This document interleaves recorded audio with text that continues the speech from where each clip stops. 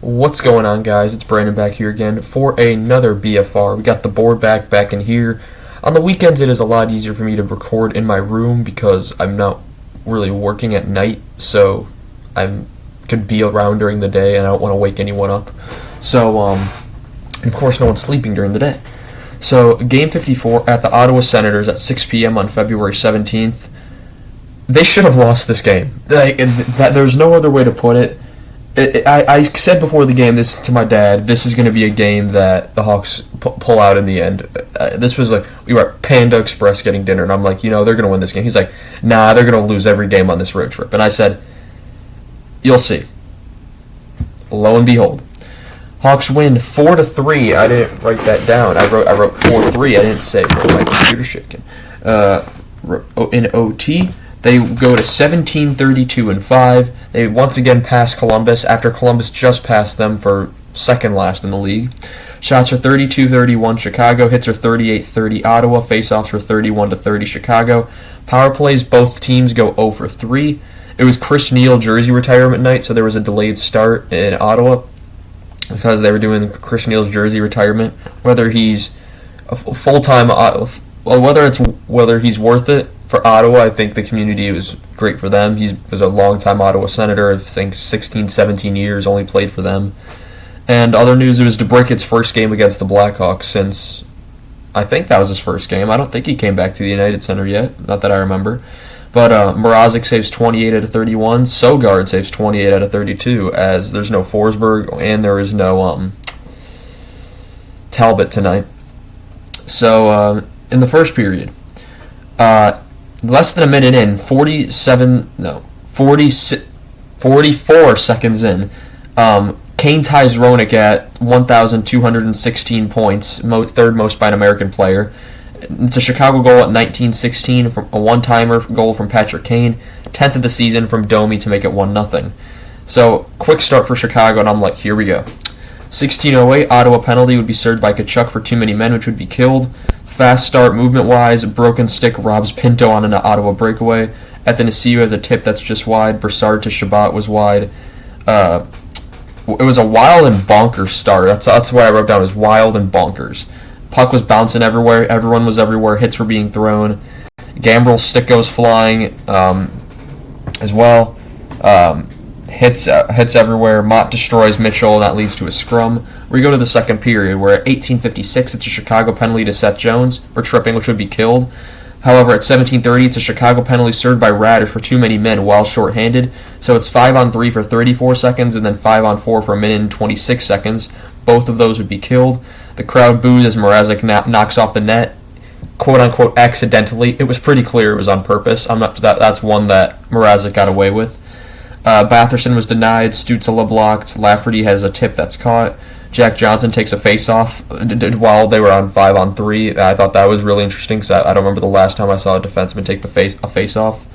Last time I remember that, I think, was Kevin Bieksa during that brawl between Vancouver and Calgary 2014 when Tortorella was coach of the Canucks. That was a while ago. 12:29, Ottawa ties the game. It's a deflection goal from Shane Pinto, who's been on a cold streak, but he gets a goal here, his 13th of the year, from Brassard and Zaitsev to make it 1-1. Then at 1:28, it's an Ottawa penalty to Kelly for holding, which would be killed. We go to the third, where Ottawa starts with 32 seconds on the power play. That would be killed off. Seth Jones is stopped.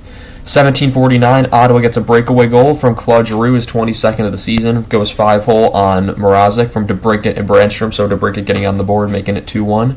Seth Jones has a backhander that's wide, and he has another chance that's stopped. 17:26 is an Ottawa penalty to Batherson for hooking, which would be killed. Brandstrom shorthanded is stopped, and after they kill the penalty off, at 15:07, it's an Ottawa tic-tac-toe goal. Brady Tkachuk, jeez, I can't talk today. 23rd of the season, having a great year from Batherson and Stützle to make it 3-1. At this point, I say, how is Ottawa going to screw this up? Because Ottawa had been playing sloppy all game. Lots of turnovers, they didn't look comfortable with the puck, and this is the point, this is where the momentum changes. Sogard has a big save on Seth Jones, but then at 9:20, it's a Chicago penalty to Tyler Johnson for tripping. 9 seconds later, at 9:11, it's a Chicago shorthanded breakaway goal for Sam Lafferty, his 10th of the season, unassisted to make it 3-2. That right there, I said it right there, Hawks just won the game.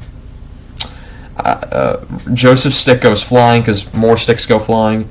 That Lafferty's goal was unassisted. I think I said that. The crowd is chanting "Ref, you suck" after something. I couldn't tell what it was, but then I just heard crowd was chanting "Ref, you suck." Dickinson's denied twice. Athanasiou has a break saved, and then at with 3 minutes and 5 seconds to go, it's a Chicago goal from Patrick Kane, second of the game, 11th of the season. Domi gets his second assist of the game to make it 3-3. And with that, Kane passes Roenick with point number 1,217, which is third most all-time for an American-born player. So congratulations to Patrick Kane. All that stands ahead of him is the former Blackhawk Phil Housley. Not for very long, but he was there. And, of course, Mike Madonna. So we go to overtime after Tkachuk lays out Dickinson. That led to a scrum, but we go to overtime. Ottawa is in full control in overtime. Stützle is speeding around everyone. He's denied. Tkachuk is stopped. Caleb Jones has a chance that goes the other way that's denied. But then at 2:08, it's a Chicago 2-on-1 goal. Andreas Athanasiou, his 12th of the season, from Tyler Johnson and McCabe to make it 4-3. And I threw my pen in disgust because I thought you guys just had to screw it up again, and yeah. So that happened, and then after the game, more news breaks out because Ryan O'Reilly got traded from St. Louis to Toronto in a 3-way deal.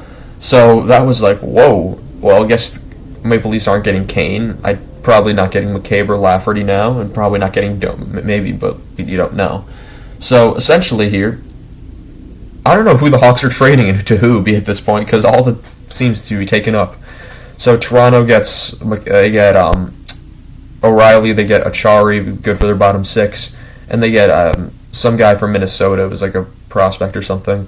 Minnesota gets a 2025 fourth-round pick, I think, and then St. Louis just got a Abramov, Gaudette, a first this year, a third this year, and a second next year.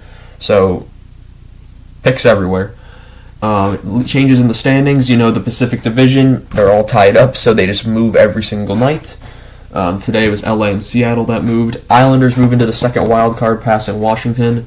And speaking of that's right, Arizona moved past Vancouver as well. That's how things are just not very good down here. And then you have the Capitals, as I was about to say, play the Hurricanes today in the Stadium Series game. And as there is no Blackhawks game today, I will be watching that.